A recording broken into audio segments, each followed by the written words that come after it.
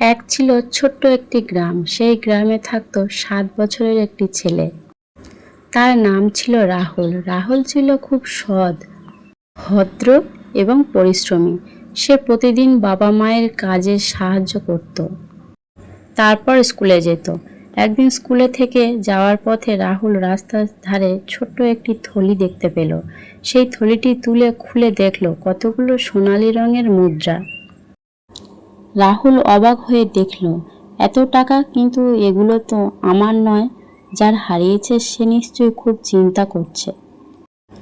সে টাকা নিয়ে বাড়ি না গিয়ে গ্রামের মোড়লের কাছে গেল।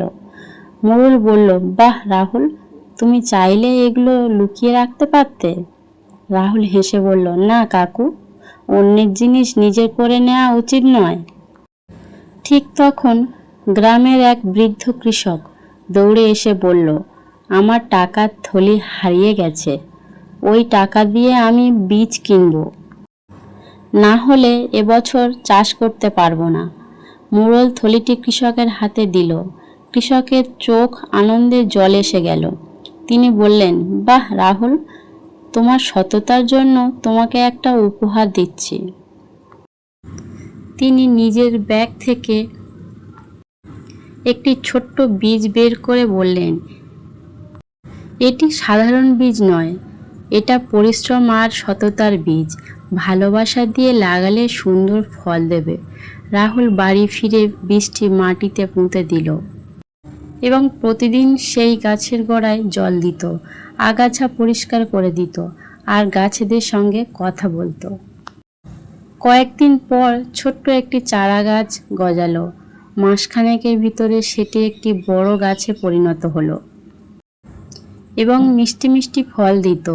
রাহুল ফলগুলো নিজের কাছে রেখে দিত না, সে প্রতিবেশী, বন্ধু আর গ্রামের গরিব মানুষদের সঙ্গে ভাগ করে খেত। সবাই বলতো, রাহুল শুধু সৎ নয়, সে একজন দয়ালু। সেদিন থেকে গ্রামের সব শিশুরা রাহুলের মতো হতে চেষ্টা করে। কেউ আর মিথ্যা কথা বলে না, কেউ অন্যের জিনিস চুরি করে না, আর সবাই একে অপরের সাহায্য করত। এক সময় সেই গ্রামটি ধীরে ধীরে সুখী আর সুন্দর হয়ে উঠল। একদিন সেই বৃদ্ধ কৃষক আবার এলো। তিনি হেসে বলল, বাবা রাহুল, ওটা আসল জাদুর বীজ ছিল না। আসল জাদু ছিল তোমার সততা, পরিশ্রম আর ভালো হৃদয়। যে শিশু সত্য কথা বলে, পরিশ্রম করে এবং অন্যের সাহায্য করে, তার জীবন জাদুর মতো হয়ে ওঠে। রাহুল একটু হেসে বলল, আমি সব সময় ভালো মানুষ হওয়ার চেষ্টা করব। সেদিন সূর্য ডুবে যাওয়ার সময় পুরো গ্রাম যেন আরও উজ্জ্বল হয়ে উঠল। সবাই বুঝল, সততা, দয়া আর পরিশ্রম হলো মানুষের সবচেয়ে বড় সম্পদ। এই গল্প থেকে আমরা শিখলাম, আমরা সব সময় সত্য কথা বলবো। অন্যের জিনিস কখনোই নিজের করে নেওয়া উচিত নয়। পরিশ্রম করলে ভালো ফল পাওয়া যায়।